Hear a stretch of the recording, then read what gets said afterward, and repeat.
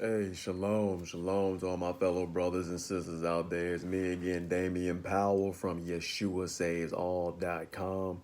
Peace be to you in the name of our Father, Yahweh, and our Adon, which means master in Hebrew, the son of Yahweh, Yeshua, HaMashiach.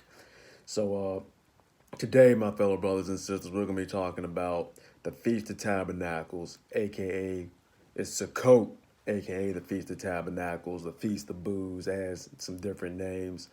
Um, and first of all, I pray that everybody had a blessed and wonderful Yom Teruah, of shouting and blowing the shofar. I know I did, so I pray you all did as well. Just a reminder, coming up next week, on the 2nd is going to be Yom Kippur, the day of fasting. And now this week I'm going to be covering, well, today I'm going to cover Sukkot, the Feast of Tabernacles, which is going to be on the 7th of next month after Yom Kippur. So the 7th, remember, the 7th of next month is a no work day, and the 14th is a no work day. All right. And I'm going to be explaining about the 8th day, Elohim willing I live, next week. So I just want to focus on Sukkot right now. Now, most of the world has been deceived into rejecting Yahweh's Moedim, which means appointed times or his holy days, right? For pagan holidays of this world, which I cover so much, and I've done many videos on this in the past, it's no secret that Halloween, Xmas, Easter, the Egg Day, are not found in the Bible. They're not found in the Kodesh, Holy Scriptures. Yet the world celebrates them and claims to follow his son Yeshua. And Sukkot, aka the Feast of Tabernacles, is no different. Okay, the world today, or for a while now, follows what the world calls Thanksgiving. Okay, that takes place in November. Okay, everybody knows the month that I'm referring to. They gather together, eat turkey, watch football all day, right, and eat food. This Thanksgiving that the world knows and celebrates is a false Thanksgiving. Now, I've done video on this in the past, but it's a false Thanksgiving. And they knowingly or unknowingly are giving thanks to the harvest deities and not to our Father Yahweh. This is not a day that our Father Yahweh ordained. It's this false Thanksgiving in November. Okay? The true Thanksgiving is Sukkot, the Feast of Tabernacles, which we are covering today. Okay? It's also, like I said, it's called Sukkot. It's called the Feast of Tabernacles and the Feast of Ingathering. Okay, when you're gathered in the fruit of the land. So I'm gonna get into that, which on Yahweh's eyes on the Hebrew calendar is the 15th day of the 7th month. So starting on the 7th of next month is going to be equivalent to the 15th day of the 7th month on the Hebrew calendar, right? So the thing is that Satan has mocked our Father Yahweh as he always does, okay? And he has gotten the world to reject Yahweh's days with pagan substitutes. You can't do that, okay? There is nothing new under the sun, and we can see that Jeroboam, okay, mocked Yahweh's Sukkot, the Feast of Tabernacles, by making his own day exactly 1 month after Yahweh's Sukkot. Okay, so that's similar to what the world has done today. We have our Father Yahweh, Sukkot, the Feast of Tabernacles, and then everybody makes up their own false Thanksgiving. And Jeroboam did just that in Scripture. There's nothing new under the sun. 1 Kings chapter 12, verse 32. And Jeroboam performed a festival on the 15th day of the 8th month, like the festival that was in Judah, referring to the Feast of Tabernacles. Now look at this. He did it on the 15th day of the 8th month, right? Look at when Yahweh's is. As I explained, Leviticus chapter 23, verse 33 through 44 says, "Speak to the children of Israel, saying, on the 15th day of the 7th month is the festival of Sukkot. The Feast of Tabernacles begins and lasts for 7 days." So Yahweh is on the 15th day of the 7th month. Jeroboam made his own on the 15th day of the 8th month. So it's a false knockoff, just like this false Thanksgiving that comes up and, that the world celebrates eating their turkey and watching football. Get away from those false Thanksgivings and follow our Father Yahweh's true Thanksgiving. Okay? So now let's talk about some details of Sukkot. As I will go ahead and say it again, is that we are commanded to do no work on the first day and on the eighth day. Okay, so the Feast of Tabernacles runs for 7 days. All right, so you do no work on the 7th of next month, and the Feast of Tabernacles runs for 7 days and ends on the 13th. But immediately following the Feast of Tabernacles is the eighth day closing assembly, which is on the eighth day. Do no work on the 14th. Okay, so that's what it all encompasses. I just want to make sure everybody knows those days not to work on. And I'm going to cover the closing assembly next week, Elohim willing, I live. We are commanded to dwell in a sukkah, or a booth, or a hut, which is a temporary dwelling topped with foliage, limbs, branches, and other materials to provide shade while living outdoors, or even a tent. Whatever it is that you need to do to make sure that you're outside. Okay, you're living outside for 7 days. And I'll read it again. Leviticus chapter 23, verse 34. Speak to the children of Israel. On the 15th day of the 7th month is Yahweh's festival of Sukkot, Chag HaSukkot, Feast of Tabernacles. Begins and it lasts for 7 days. The first day is a holy gathering. Do no servile work. So that's just reinforcing what I was saying. For 7 days, present offerings made to Yahweh by fire, and on the 8th day, hold a holy gathering and present an offering made to Yahweh by fire. It is a closing festival. You do no servile work. So again, that's the 7th and the 14th of next month. Now, Yahweh continues in verse 39 saying, so beginning with the 15th day of the 7th month, after you have gathered in the crops of the land, celebrate the festival to Yahweh for 7 days. The first day is a day of rest, which I've already explained, the 7th. And the 8th day, also a day of rest, the 14th. On the first day, you are to take choice fruit from the trees and palm trees, twigs, leafy trees, and willows of the stream, and rejoice before Yahweh your Elohim for 7 days. Celebrate this as a festival to Yahweh for 7 days each year, a law forever. A law forever. Okay, in your generations, celebrate it in its 7th month. Live in booths for 7 days. All native-born Israelites are to live in booths, so your descendants will know that I had the Israelites to live in booths when I brought them out of Mitzrayim, Egypt. I am Yahweh, your Elohim. Real quick, I meant to show you this. These are palm branches, palm leaves. I just want to show everybody ready for Sukkot. So you get your palm branches. You get some the leafy twigs from the trees, the willows from the stream, whatever you can find, so that you can rejoice before Yahweh.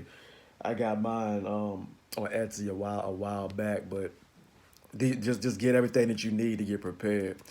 As I've always point out, that once you have accepted Yeshua as your Messiah and Savior, that you have become grafted into the nation of Israel as one. Okay, you're the same as the native born, with one people, right?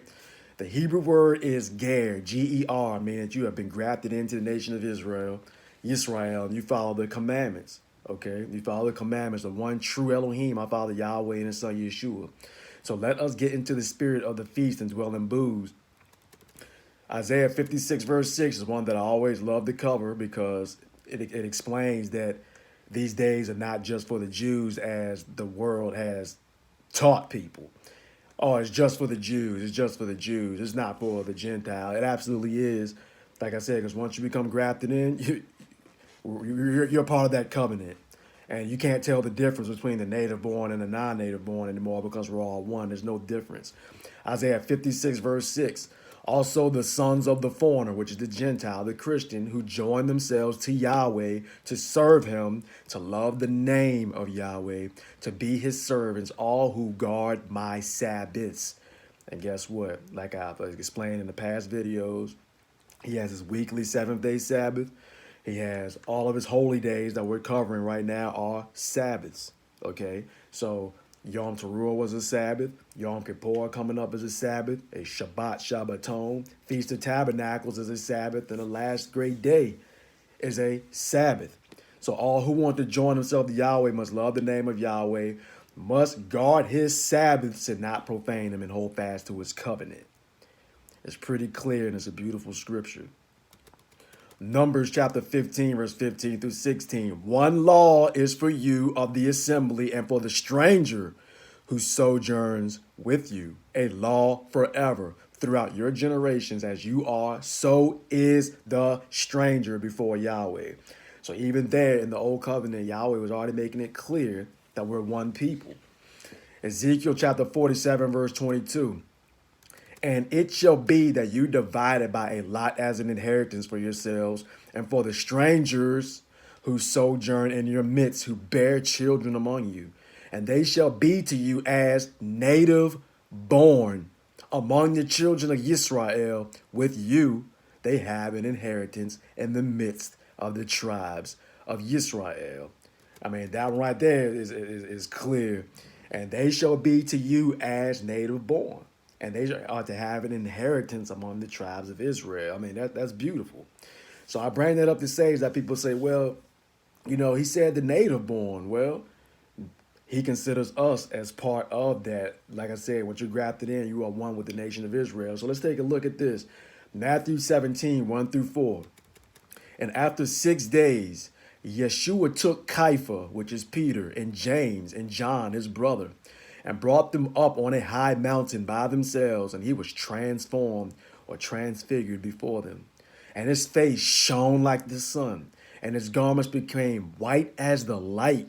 And see, Moses, and Elijah, Eliyahu, appeared to them and talking with him.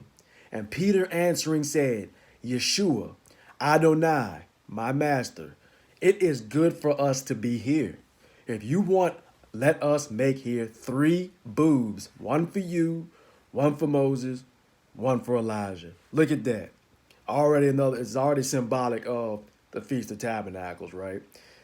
But also notice how the importance of the booths that Peter was going to build 3 of them, right? And Elijah was not a native born Israelite. He was a Tishbite, which usually translates as a stranger or a sojourner. There is kind of some debates about that. Some people say he was, but the most research I've seen shows that Elijah was not a native-born Israelite, and that the word was he was a Tishbite. He was a Tishbite. It's called Elijah the Tishbite, and the breakdown of the word says Tashab, which means sojourner, with Tashab from Tishbite. So Elijah, and we know that Elijah was special. He was a special servant of our Father Yahweh, and he was only one of 2 men that ascended to the Shamayim, the heavens, without tasting death. And the only other one was Enoch. And we see Peter did not exclude Elijah from having a booth. And Elijah even equated himself with the lineage of Israel when he said in 1 Kings chapter 19, verse 4, it is enough now, Yahweh, take my life, for I am no better than my ancestors. Let's look at some instructions of Sukkot. What are we supposed to do? First of all, Numbers chapter 29, verse 12 through 32. And on the 15th day of the 7th month, you have a holy gathering, and you do no servile work. So remember to do no work. It is a Sabbath. And you shall celebrate a festival to Yahweh for 7 days. Then you shall bring near a burnt offering, an offering made by fire, a sweet fragrance to Yahweh, 13 young bulls, 2 rams, 14 lambs a year old, perfect ones they are, and their grain offering, fine flour mixed with oil, 3/10 parts for each of the 13 bulls, 2/10 parts for each of the 2 rams, and 1/10 part for each of the 14 lambs, and 1 male goat as a sin offering, besides the continual burnt offerings, its grain offering, and its drink offering. So, again, as I always explain from all of these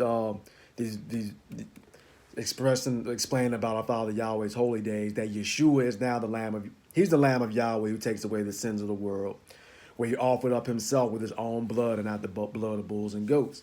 So as you can see, all that was required right there, all of those the rams, the lambs that were required, Yeshua has taken that upon himself with his own blood. So again, we should all be thankful for that gift of Yeshua, because you can see what the priest of the tribe of Levi had to do in order to make, the atonement for people. But Yeshua has done it for us, and he fulfills those animal offerings with his blood. And he's that sweet fragrance that our Father Yahweh mentions in Ephesians chapter 5, verse 2. Paul says, and walk in love, as Mashiach, Messiah, also has loved us and gave himself for us, a gift and an offering to Yahweh for a sweet smelling fragrance. So we partake in the festival, but Yeshua has fulfilled that part of the animal sacrifices. Truly beautiful. Nobody is justified without him. Hosea chapter 12, verse 9. But I am Yahweh, your Elohim, since the land of Mitzrayim, Egypt. And again I shall make you to dwell in tents, as in the days of the appointed time. Genesis chapter 33, verse 17. And Yaakov, Jacob, departed to Sukkot, and built himself a house and made booths for his livestock. That is why the name of that place is called Sukkot. Isn't that beautiful? So even right there in Genesis 33, you can see the beginning of how Sukkot came to be. It's just amazing. Abraham celebrated. Now, this is one that I know a lot of people aren't familiar with, so I want to share it with you all. Jubilees chapter 16, verse 20 through 31 says this, and he, Abraham, built booths for himself, for his servants on this festival. And he was the first to celebrate the festival of Sukkot on the earth. Hallelujah. So Abraham was the first one to celebrate Sukkot. Verse 25 through 31. And he blessed his creator, who had created him in his generation, for he had created him according to his good pleasure. For he knew and perceived that from him would arise the branch of righteousness. Yeshua. That was a prophecy right there. For the everlasting generations, and from him a holy seed, so that it should become like him who had made all matters, like our Father Yahweh, because they're one. And he blessed and rejoiced, and he called the name of the festival of Yahweh, a joy acceptable to the Most High El, which El is a singular form for God, but El is the Hebrew term singular. And acceptable to the Most High El. And we blessed him forever, and all of his seed after him throughout all the generations of the earth, because he celebrated this festival in its season, according to the witness of the tablets of the heavens. For this reason, it is ordained on the tablets of the heavens concerning Israel, that they should celebrate the festival of Sukkot, the Feast of Tabernacles, 7 days with joy. Now remember, Leviticus chapter 23, verse 40 says, you are to rejoice. So that's the same thing that's written right here in the Jubilees. That for 7 days with joy. In the 7th month, acceptable before Yahweh, a law forever, throughout your generations every year. And to this there is no limit of days. For it is ordained forever regarding Israel that they should celebrate it and dwell in booths, which I've been reading the entire time. So it's right there in Jubilees. When Abraham was the first one to celebrate, it says that you are to dwell in booths and you are to rejoice. Put wreaths upon their heads and take leafy branches and willows of the stream. And Abraham took the branches of palm trees, which I showed you earlier, the palm tree branches, and willows of the stream. And you might be able to find those if you go down to a river or to the park. And Abraham took the branches of palm trees and the fruit of the good trees, and every day going around the altar with the branches 7 times in the morning, he praised and gave thanks to his Elohim for all matters in joy. Hallelujah. Now, again, I just want to show the parallel with scripture that we read. This is what we read in Leviticus 23, 39 through 42. On the first day, you are to take choice fruit from the trees, palm trees, twigs of leafy trees, and willows of the stream. So that's exactly what's written in Jubilees. And rejoice before Yahweh, your Elohim, for 7 days. That's exactly what's written in Jubilees.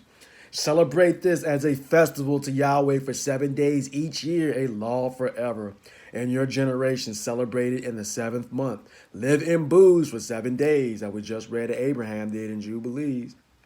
Okay, all native-born Israelites are the living booths, so your descendants will know that I had the Israelites to live in booths, and when I brought them out of Mitzrayim, Egypt, I am Yahweh your Elohim. This is very important, and I had to note this because Abraham kept the commandments of the Torah and celebrated Sukkot before there ever was a Jew. And that's one thing that I always like to tell people is Abraham, Isaac, Jacob. And through Jacob became the 12 tribes of Israel. And one of his sons' name was Judah. That's where the Jews come from. Abraham was here before Jacob. We all should know that. Abraham, Isaac, and Jacob.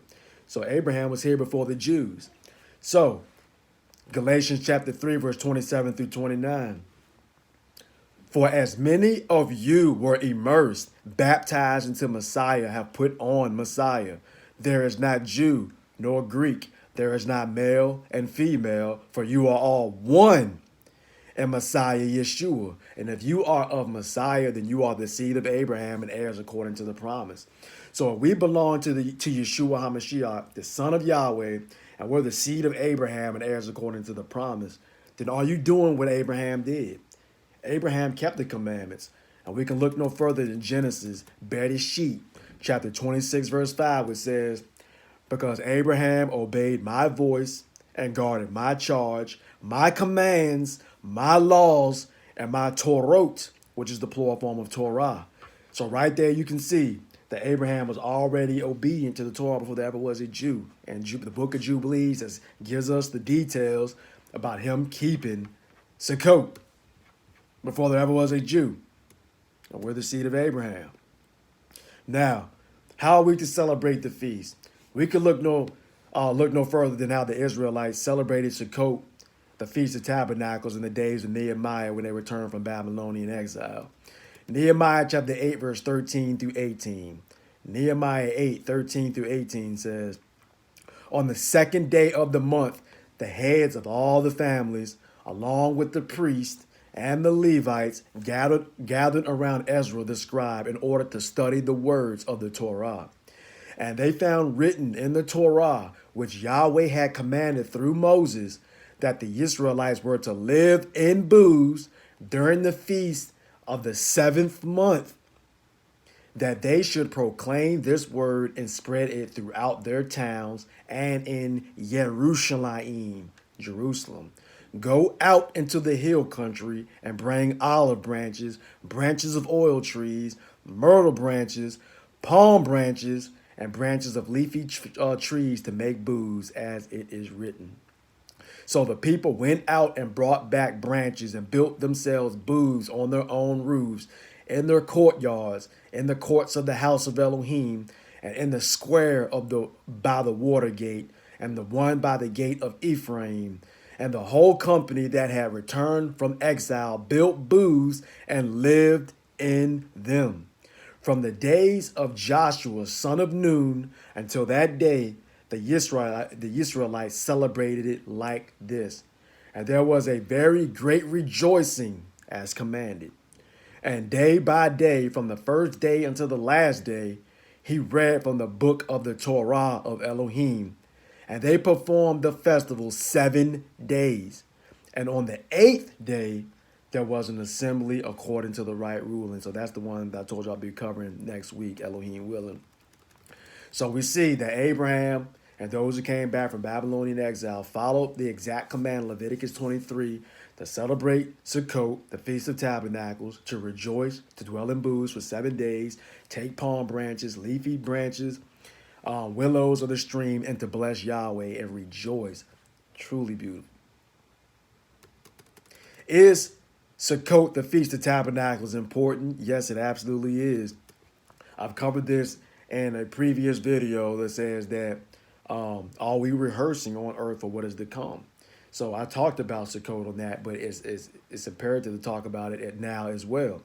Zechariah chapter 14, verse 16 through 19, which says, then the survivors from all of the nations that have attacked Jerusalem will go up year after year to worship the King, Yahweh Almighty, to celebrate the festival of Sukkot, which we've been talking about this entire time, the Feast of Tabernacles. So this is when he comes to reign, okay? If any of the people of the earth do not go up to Jerusalem to worship the King, Yahweh Almighty, they will have no rain. Look at that.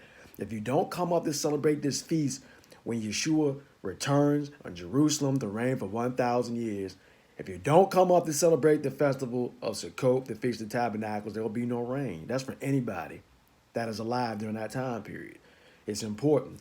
If the Egyptian people do not go up to take part, they will have no rain. Yahweh will bring on them the plague that he inflicts on the nations that do not go up to celebrate the festival of Sukkot, the Feast of Tabernacles. This will be the punishment of all of the nations that do not go up to celebrate the festival of Sukkot, the Feast of Tabernacles. Like I said, we discussed this in a past video.